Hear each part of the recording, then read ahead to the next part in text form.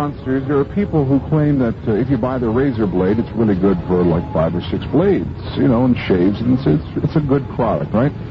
Well, there are many people who believe by taking the plain old razor blade and sticking it in a model pyramid that they can get 30, 40, I've heard claims of hundreds of shaves from one little razor. Other people believe you can take a banana or some meat and stick it inside this pyramid, which is not refrigerated or cut off from the air by any means, and it'll be preserved. The food will be preserved. It'll still be good after many days instead of rotting away as it would do otherwise.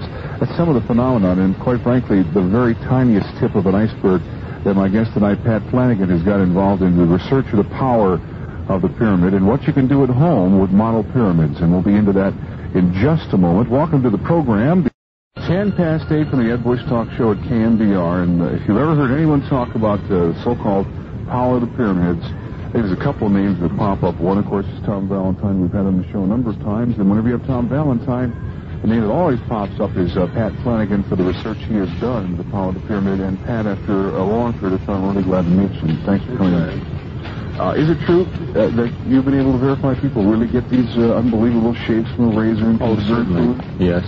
Now, we've established the pyramid as an antenna.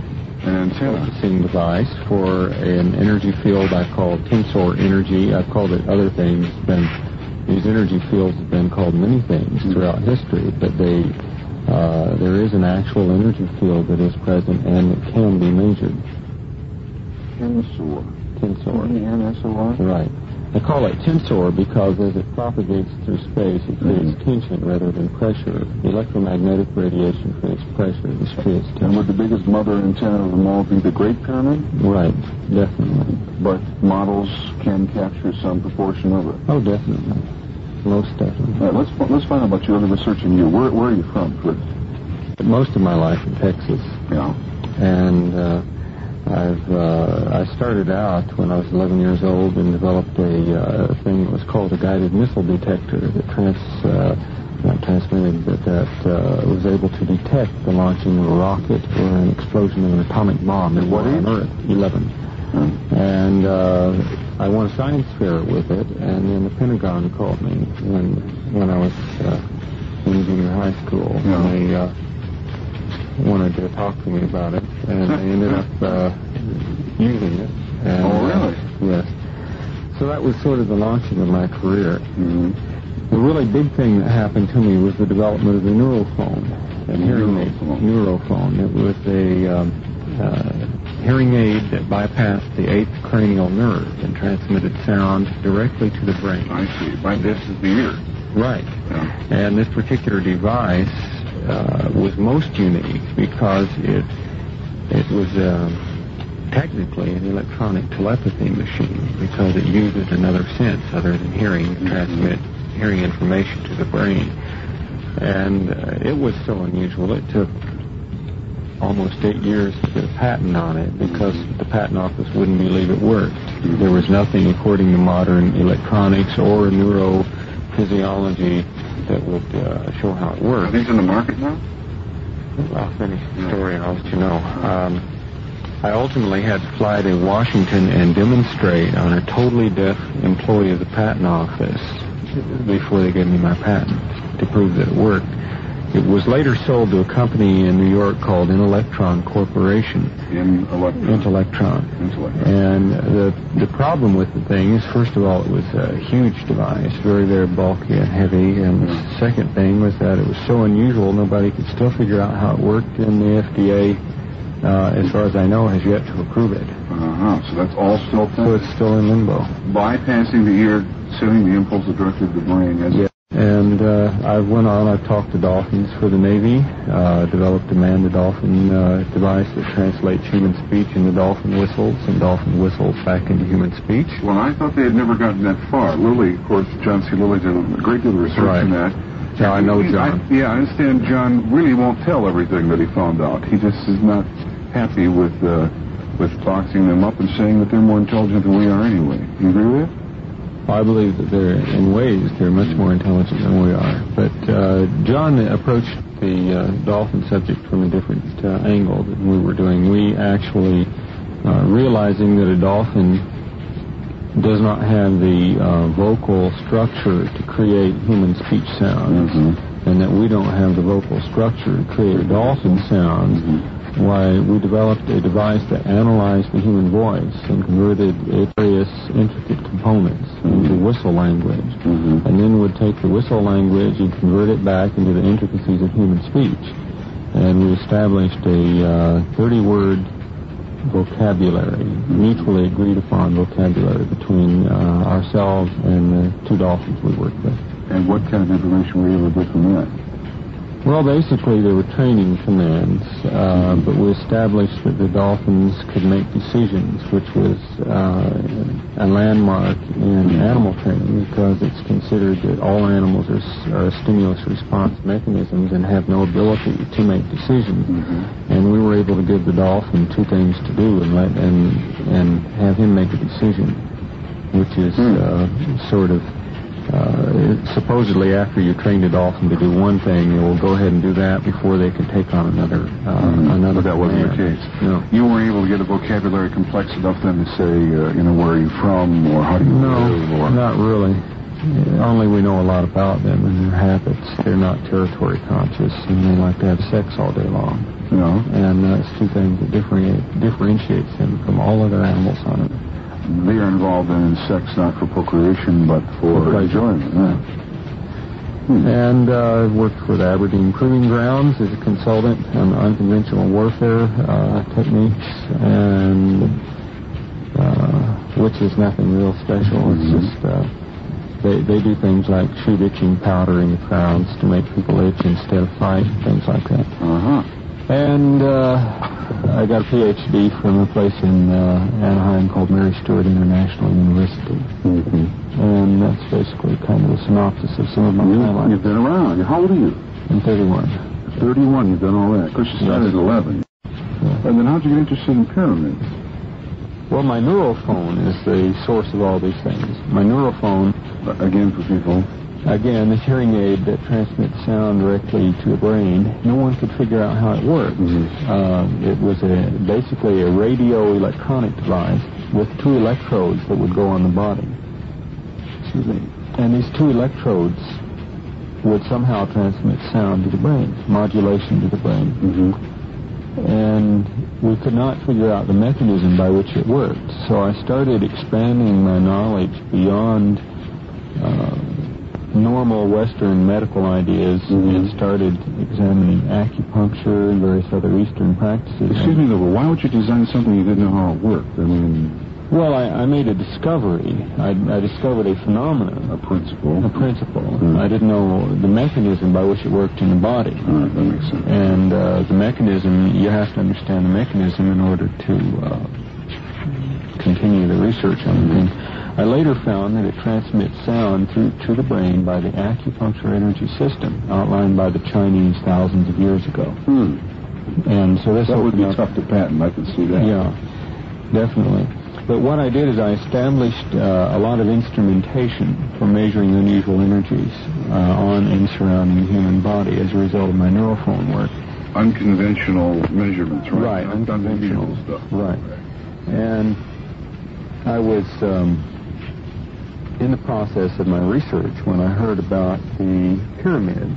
And when I heard about it, the pyramid, its unusual properties have been known since at least written down since the 1920s, when a Frenchman by the name of Belizal, who was a dowser, wrote a book called On des Formes, or Waves of Form, in which he talked... You really go slow here. A dowser is a guy who... A dowser is a man who uses various implementations to find water.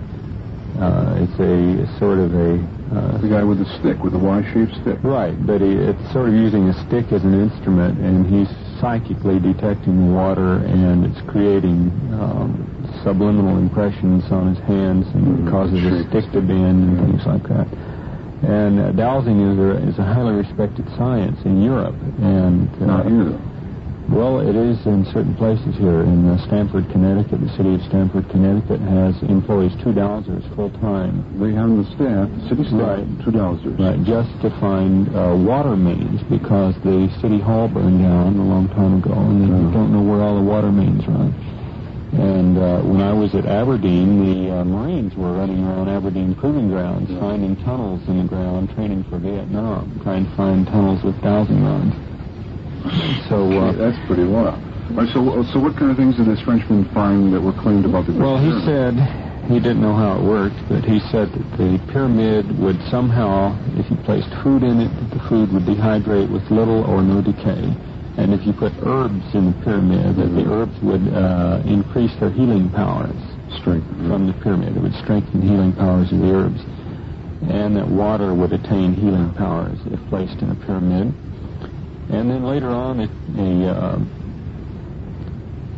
Czechoslovakian by the name of Karl Jabal found out that the pyramid would sharpen razor blades. He had a failed experiment. He was trying to make a razor blade dull by putting it in a pyramid, see if this mysterious force would affect the razor blade, and his experiment failed because it made the blade sharp. And so the pyramid razor blade sharpener was born. But at that point, no one knew how it worked, and that's when I came on the scene. Let me stop you there now. Okay. Because a lot of people have tried these things you've said. Yes. And they stick a banana in there, and it sure as hell rots, and they stick a razor blade in there, and nothing happens.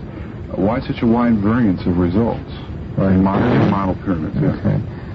The pyramid is an antenna. It's a passive device. It's not an active device. And being a passive device, it's possible to set up experiments that if there's no energy available for the thing to receive in a particular environment, it's not going to receive it. Such as we have a radio, and there's no radio station on the air to be heard. Right.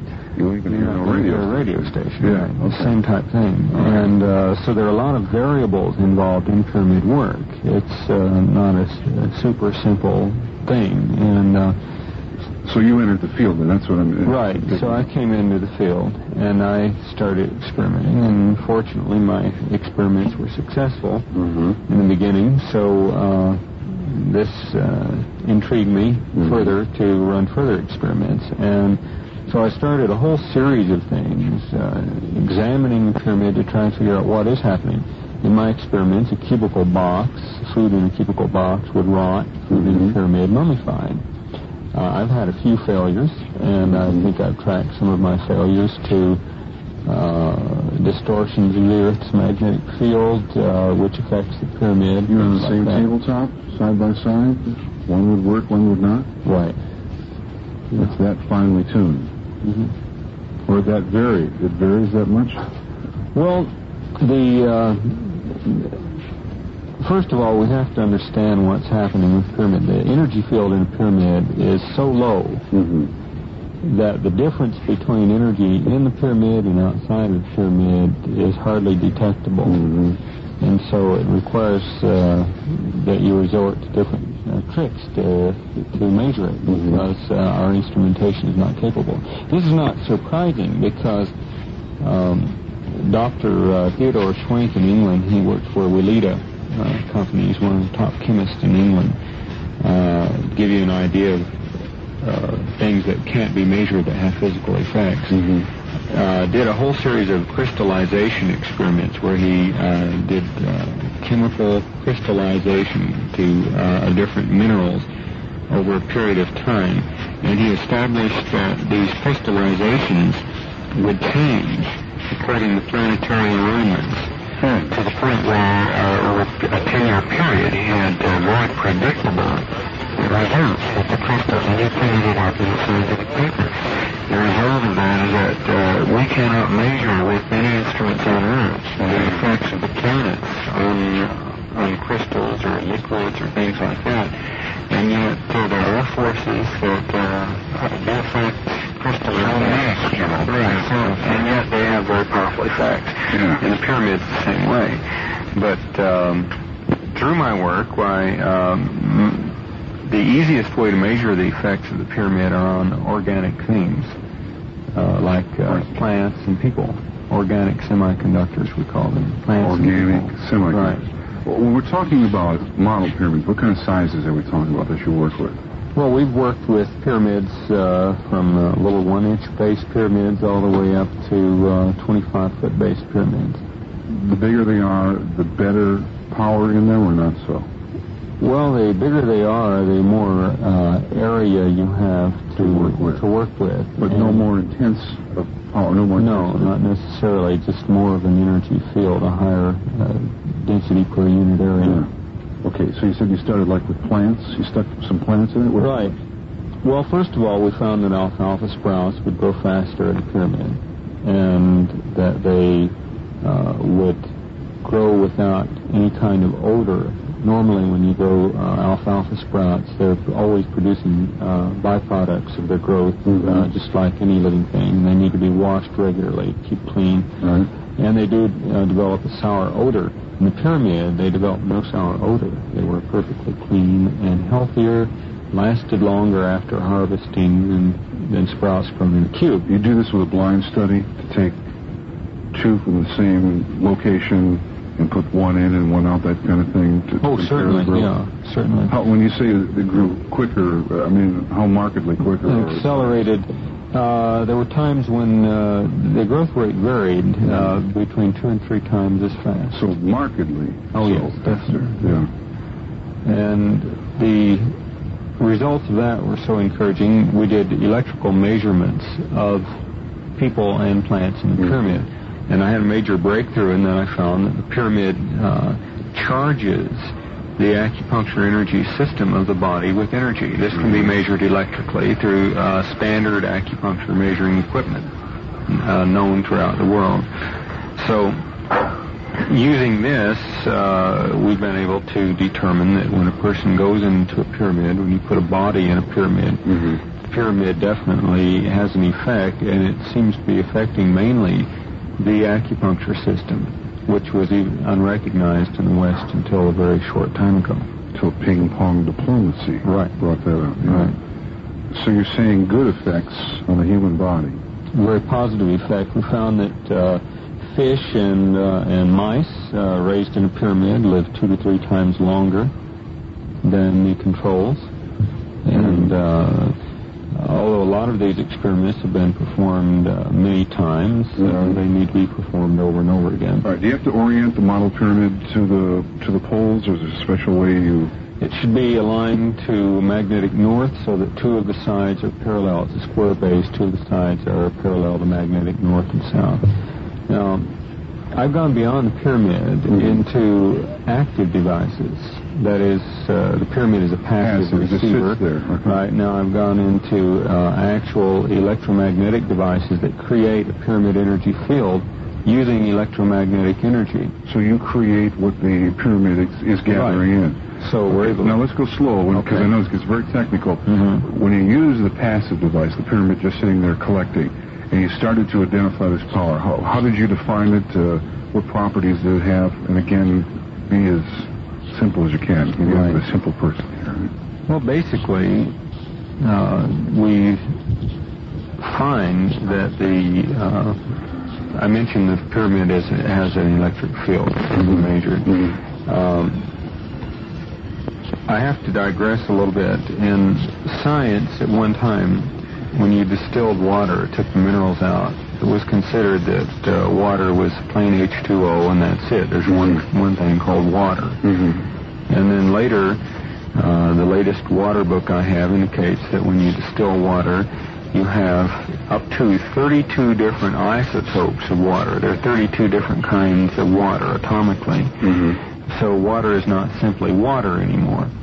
And I like to use that as a comparison to electricity, because in all of our physics books, it says that electricity is electricity. And no matter whether it's generated through friction or magnetic means or chemical means, it's still electricity. And what we're finding is that there are several kinds of electricity, and they have different field effects from each other. And normal electromagnetic energy, when it travels through space, creates pressure. Light is an electromagnetic phenomenon, and pressure of light has been suggested, photon pressure has been suggested by NASA to propel spaceships through space. And this energy, on the other hand, creates tension rather than pressure. Is one difference it has. The other thing that it can do is that you can transmit it through a Faraday cage. Faraday cage is a metal box that shields out the transmission of electricity or electromagnetic energy. This energy goes through a Faraday cage like it wasn't there, which there's only one other energy known that does that, and that's gravity. And so we're establishing a correlation between this energy and gravity. Okay, so once you learned this power that the pyramid was grabbing, you learned to generate it then? Yes. Right. Again, as simply as you can, how did you learn to generate it, and what's involved in generating such power? To begin with, there's work being done all over the world on this energy. There's a Russian astrophysicist by the name of Kozyrev, who's one of the most respected astrophysicists in the world. And he calls this energy the energy of time. He associates it with time. He calls time the energy. He's published a paper called Experimental Study of the Properties of Time. And the properties he describes as the energy of time are what we found to be the energy of time. And there are various people around. Dr. Harold Saxon Burr at Yale University over a 30-year period measured electrical field effects around the human body. And he said that this electric field resembles static electricity, but is not because it will transmit through a Faraday cage. Is this the kind of energy field around the body we heard about as auras? Right, like energy. Or people taking pictures of this? Correct. That kind of thing. And so when you start correlating, there are perhaps a dozen scientists around the world, some American, some Russian, some Japanese, French, Italian, and these scientists all have made independent discoveries of various effects of this energy. And when I was working, now, I believe that this energy had to do with the very basis of matter, because it resembles gravitational fields. I had the postulate that it had to do with the tension of molecules. So I was experimenting in my laboratory one day with creating I took a metal plate and put it under great tension, and it created an energy field that I could measure while it was under tension, indicating that the molecular bonds were being stretched and that this tension energy was being projected. Bending a piece of metal created a tension in the air around it? It was creating a field effect in the air around it. So I then tried an experiment. I connected up a tape recorder and put a small little antenna plate in a little metal plate in the field of this plate, this metal plate, and connected it to speech recorded on the tape recorder, and I could detect it across the room without any through a Faraday cage with a little antenna placed inside of a metal box, which makes a Faraday cage. And which you should not be able to send anything out of. Should not happen. The result of this experiment was very encouraging, and I went further and have come up with some basic, you might say, discoveries or inventions regarding the transmission and creation of this energy, or the conversion of electromagnetic fields into what we call a pyramid or a tensor energy field. Okay, now we got this energy. Right. What can you do with this? Okay, well, two things. First of all, we're on the verge of a new communications technology, because with this, stopped by conventional methods. With this, you can transmit through the Earth, and you don't have to bounce radio signals off of satellites or the ionosphere. So you've got a whole new spectrum. Again, we got to go slow. You're talking about when people listen to us in Phoenix, Arizona, it's because our signal bounces off of what is called the ionosphere. Conductive. If you would a roof, electrical roof to the Earth, it bounces it back down after it goes up, okay? Because radio waves won't go through the Earth. Right, and if ionosphere is not there or not in sufficient quantities, you don't hear us in Phoenix, okay? That makes sense. Correct. All right, so you're saying this thing just chugs along, it doesn't matter what's in its way. Right, you can aim the antenna at the Earth and it'll go through the Earth. No problem. Is there enough power to get completely through the other side of the Earth? Certainly. You've been able to do that? No, I haven't done that. The fact that I've transmitted through a Faraday cage proves its feasibility. As far as going through the Earth, I do not have the means yet to generate power that would be required to go through the Earth, but we can. I have no doubt of that from my experimental results. So it's basically unblockable. Right. So the result of that is that I believe we're also on the verge of a new energy technology, a possible solution to our future energy crises, due to the fact that control of this energy may ultimately lead to an understanding of control of the gravitational field, which would then create unlimited energy. The other thing that I've got, and is now experimentally marketed, is a new, it's called the ECSS, or electrocatalytic seed stimulant system, which is a two-part crop stimulation system for farmers. One, in that we coat seeds with an organic mineral formula, and then we put the seeds into an electrical device that generates one of these electric fields. And the seeds become polarized or charged with energy. They absorb this energy. Yeah. And you then put them in the ground, and in last year's plantings from Indiana to Texas on over 2,500 acres of farmland, we have had an increase in crop yield of over 300%. That's pretty impressive, Pat. Well, I believe that it would be a temporary answer to the world food shortage if it were used on a large scale. And temporary meaning that the minute people get food, they're going to make more babies, and then we're going to have another food problem until we figure out a way to handle that problem. Why don't we stop you there? We've got some things to do. Okay. Talking with Pat Flanagan, who's done the experimentations with the Great Pyramid, with model pyramids. If you want some information on how to put together a model pyramid or some things you've done with it, this is the man to compare notes to. He is the main man in the area of pyramid research in the world, probably. Our number is 478-3200. The area code is 415. 478-3200, the Ed Bush Talk Show from KNBR. We'll get some of your... Good evening. Yeah. This is Dr. Flanagan.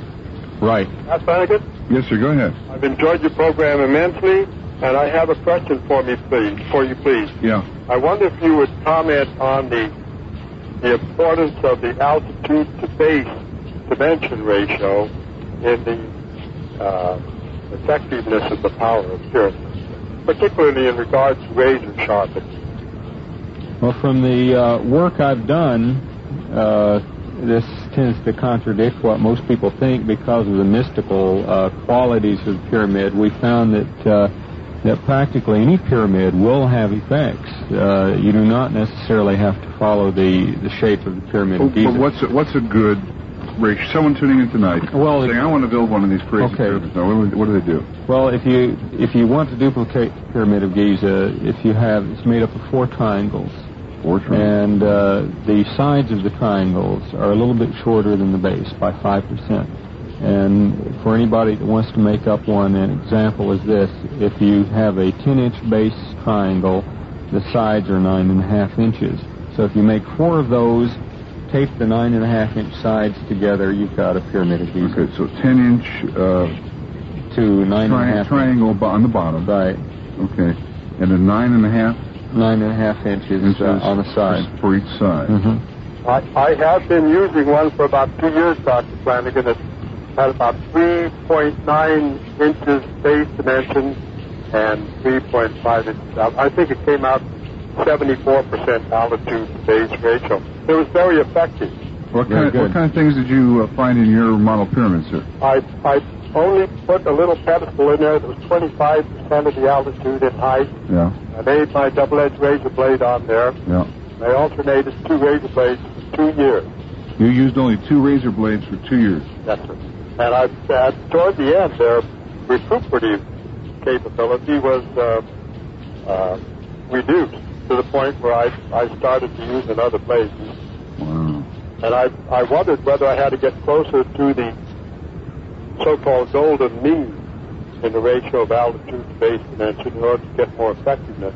No, I think that your razor blade really became sharp. You see, the pyramid doesn't really sharpen a razor blade. That's sort of a misstatement. The pyramid, razor blades accumulate water in their crystal structure, and the edges become soft. Mm-hmm. And when they become soft, they feel like they're dull. And then the pyramid acts as a dehydrator to dehydrate the water and makes the blade hard again so that it's no longer dull. But if the blade eventually wears down, which it will do, through chemical erosion and friction, you will ultimately have to change your razor blade. Oh, that's a stunner. 2 years. That's incredible. That is true. Most people claim no hundreds, right? I've heard that before. Yeah, and that's got to be a year, almost 200 shaves. Wow. Pat Flanagan's my guest, expert on the power of the pyramid, building model pyramids. What kind of things? Hi. I wanted to ask Pat, what is the effect on the people who work on the top of the Transamerica building? I hear that there was an article in one of the local newspapers about a year ago on interviews of people in the Transamerica building, and that they all seemed to agree that they felt better and that their plants, the plants in the building seemed to be healthier than they were normally. But it's not a true pyramid at all, really. Well, it's a pyramid. A pyramid is technically anything with a wide base and a pointed top. That's rather a loose definition, yeah.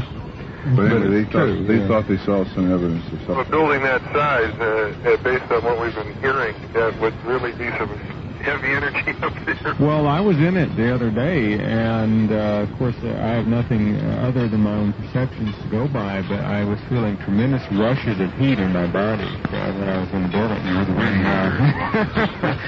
So it's very possible that the building does have some energy effects. Very good, thank you. Yeah, okay. What if you could con the Transamerica people into letting you bring some of your equipment up and checking out? I'd love to. I'd like to con them into that. That would be great. The advertising people would probably be happy about it. Who knows? Yeah. Or they may not be, depending on the attitude. And depending upon the results. Right. Yeah. 478-3200, Pat Flanagan on Pyramids with Ed Bush at KNBR. Some people claim it can do for wine. It kind of ages wine. Well, it makes wine taste better. You can take wine and put it in a pyramid for 15 minutes or half an hour, and it mellows it, makes it taste very mellow. It takes the bitterness away. You can personally testify to this, huh? Oh, certainly. And we've had licensed, throughout the years, a lot of people have contacted me who have done various things, but one of the times I had a licensed wine taster come to my office, and he was all excited because he found that it really did change the taste of wine. And we tried to get him to write an article for one of the big wine magazines, but it never came about. Yeah. Nobody has succeeded in x-raying the pyramid. Stanford people, they spent $12 million trying recently, and I believe that I can x-ray the pyramid with my new energy field, with the, pyramid communications device. Okay, thank you. Thank you very much. All right, number is 478-3200. Pat Flanagan's my guest, and we're talking about the power of the Great Pyramids, what people claim they can do with model pyramids or that pyramid energy source. If you're at all interested, this is the man to talk to. Hi, this is Alex Merklinger here again in Denver on KOA, and this is kind of a special night, as everyone knows. Tonight we have a real special guest and a very exciting guest. Dr. Patrick Flanagan, who is probably the world's most renowned expert on pyramids, pyramid power, pyramid energy, and also the life force energy. And we're going to be talking with Dr. Flanagan and talking about, energy, some of his research, which is really incredible. I don't know how many of you have been able to get his book, Pyramid Power, but we're going to be talking about that tonight. And he's going to be talking about several of his new books, one of which is Beyond Pyramid Power, which will be coming out soon. We will also throw the lines open. If you have any questions, don't just stay in the realm of pyramid experimentation when you're talking to Dr. Flanagan. His background is so wide and so varied that there's really nothing that he doesn't know something about. We are really very pleased to have him here in Denver for the next week. And I must say that Dr. Flanagan's visit is being sponsored by me and Mind Development Incorporated, and he's going to be giving a series of lectures Monday, Tuesday, Thursday, and Friday evening at 7:30 at the Mind Development Center, which is 1720 South Bel Air. So I'm going to bring our guest right in, Dr. Flanagan. Good evening. Good evening, Alex. And I thank you for coming to Denver, and really welcome. Thank you very much. I'm very pleased to be here. I guess what most people want to know right away, Dr. Flanagan, is what is some of the new research? I think we can get back into the old research later on, but what are some of the new things that you have been working on, say, since you wrote your book, Pyramid Power? Right. Well, Pyramid Power was actually written in 1971, so I have a lot of research since then. And in my work, I've gradually gone from energies and objects to the energies in the human system, to mental control of energies accumulated within the human system and balance of these energies. My interests have been in regeneration, in control and focusing of body energies for creation of various effects, and also for creating future effects in your own life and this sort of thing. But it all boils down to energy and control of energy. Great. You know, I know for the past 3 months we've had just a tremendous interest in the work that you've been doing. We've been talking about it. I think I mentioned some time ago to you that the first time I mentioned your book on the air, there was a bookstore in Colorado Springs, which is south of here, where we are going next week, by the way. They had 800 requests for your book. What is the story on Pyramid Power? It seems impossible to get. I know you said you are going back into, what is the second or third printing? No, this is the sixth printing coming out. The sixth printing? Right. Okay. When will it be coming out, and when will it be available? Okay, well, it will be available September 1st. And it will be available through Mind Development. And it's very exciting the way the book has gone, because it's been with no advertising, word of mouth only. It's been selling like hotcakes. That's why it's sold out. But we do expect to have the new printing out right on September 1st. That's fantastic. Let's take just one quick break for a little thing here, then we will be right back. If you would like to talk with us tonight, and I sincerely hope you will, you can reach us here in Denver at area code 303-861-8251. And my guest this evening is Dr. Patrick Flanagan, who I'm sure most of you know because we've been talking about him for quite a few weeks. But he is, if any of you saw the movie The Outer Space Connection, tell me about that. What was that movie about, and then exactly what did you do there? Well, The Outer Space Connection is a movie that is a sequel to the In Search of Ancient Astronauts and Chariots of the Gods. Okay. So it's in this light. And what it is it's these photographers for Alan Landsberg Productions went all over the world filming mummies and filming various sites and locations for which we have no explanation, such as the pyramids in Yucatan, the pyramids in Egypt, and things like this. And they examined very carefully the mummies, from the pyramids. Right. And several doctors have said that the mummy skin, although it's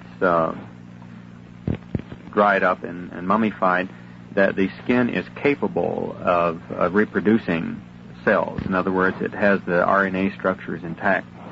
In other words, it's not... I remember reading the book, Psychic Discoveries Behind the Iron Curtain, and they first talked about that. They took skin scrapings. It's almost like their tissue is in a state of suspended animation. Yes, that's correct. And, of course, the theory, the reason I was in the movie was because the only theory that we can come up with for this excellent state of preservation is this pyramid energy phenomenon.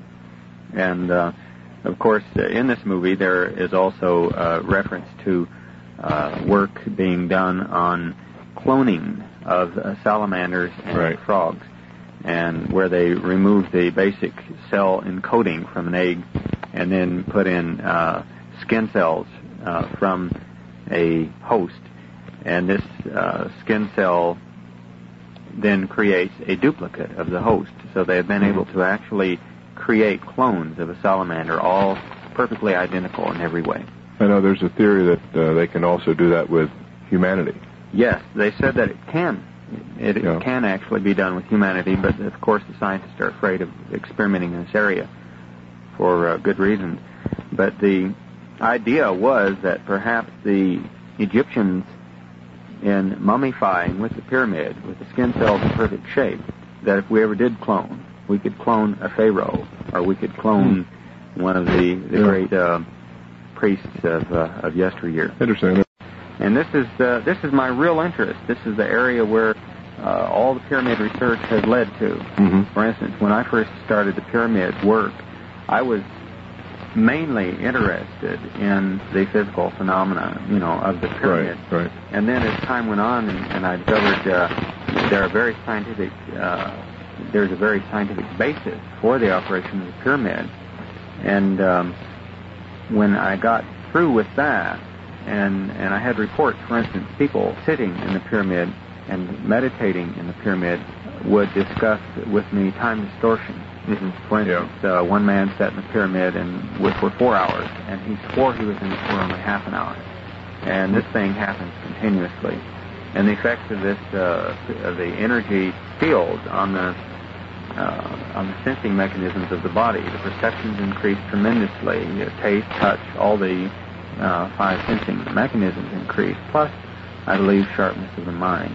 Do you think there's any harm in, or is it possible to overdo it, to stay in a pyramid too long?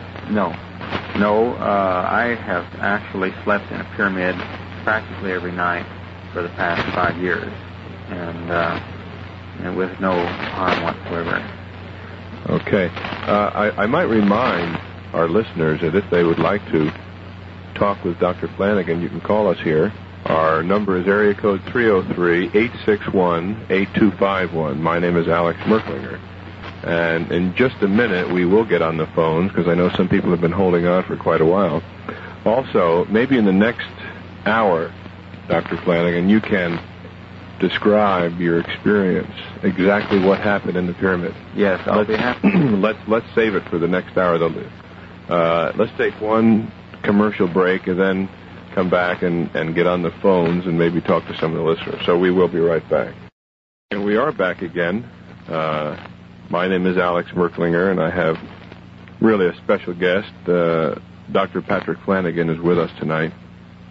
And we're going to go to the phone. So if you have any questions or comments about any of the pyramid research that we've been talking about, or really about any field, I have found Dr. Flanagan to be literally just a wealth of information. He has just a tremendous amount of information about all different aspects of really psychic phenomenon, of spiritual growth, and different things that maybe also in the next hour we can talk about the exercises and your research in the past, 15 or 20 years in yoga. Yes. I think that's interesting. But let's go to the phones, first of all. This is KOA. You're on the air. I limit to one question. I've been waiting weeks. Hi, Alex. How you doing? Hello. I have been reading and experimenting with your pyramid. I got your book, Pyramid Power. Not powder. Excuse me. Okay. I have in a local bookshop out here. She's been very good in sending for the book until finally you ran out in California. And I've been telling friends that I would try my best to get your book. I was glad to hear that you were probably putting a re-edition out on it. I've also read a book, Dr. Flanagan, called Secrets of the Great Pyramid. I'm sure you're aware of it, by Peter Tompkins. Yes. It has some of the photographs the last caller asked for. Right. My one question, I did take a 1/10 of an inch scale engineer's ruler and make a cardboard pyramid. I put a piece of chicken liver in it, and I can assure you that it did dehydrate. without putrefying. And I wanted to ask, I had to take it out in the backyard because I happen to have a house full of steel beams instead of 2x4s, which affect the compass in giving me a true magnetic north.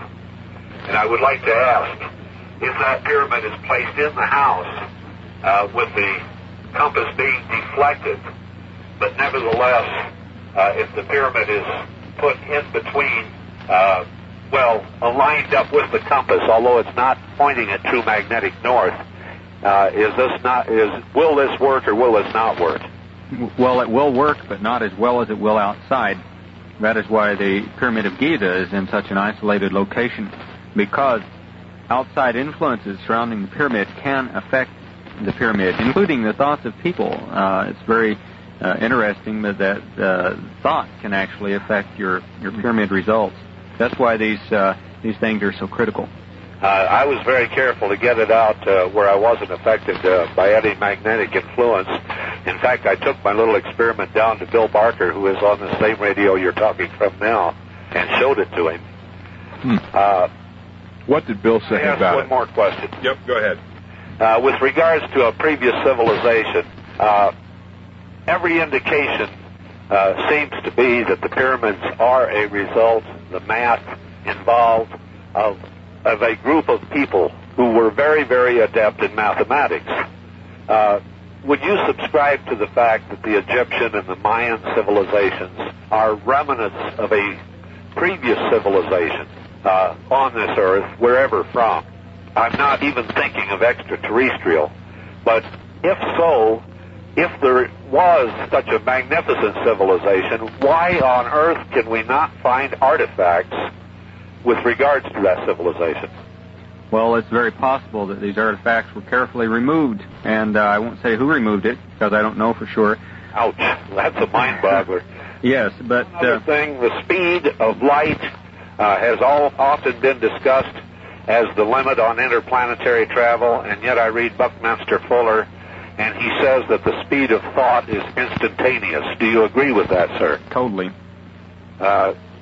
Could that give us a clue on the interplanetary travel?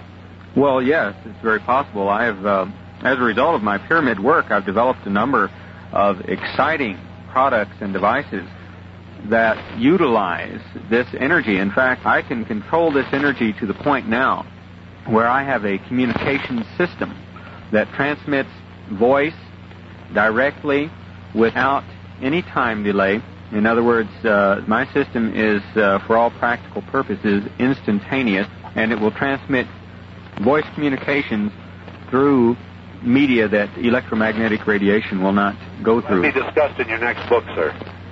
Yes, it is mentioned in Beyond Pyramid Power, and also as a result of this, I have enormous, exciting developments in practically in many fields, including acupuncture and measurement and control of body energies, because these energies are all related. Do you subscribe to an international, universal thought or a universal mind, sir? Yes, I do, yes. Well, you seem to go along with Mr. Fuller pretty much. I'll get back to my book. Okay. And thanks a lot for your answers, sir. Thanks so much for calling. You know, there was a question that I had, and it just left me. Oh, I know what it is.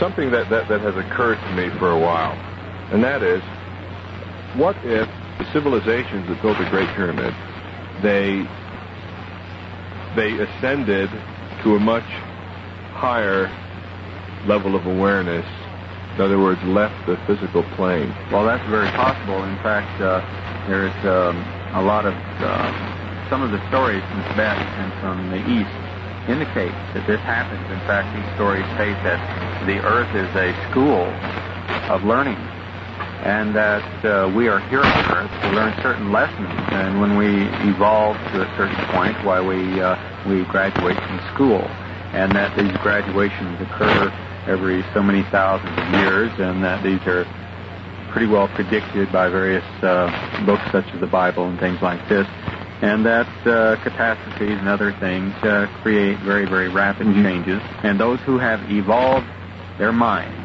to the point where they can control energy within their own body are those who go on.